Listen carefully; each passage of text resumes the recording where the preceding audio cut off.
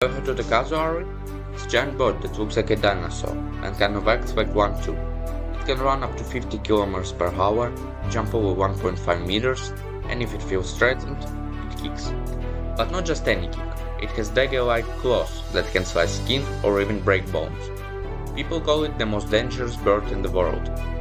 Oh, and it makes deep thunder-like sounds, the lowest of any bird on earth, like this. Or this.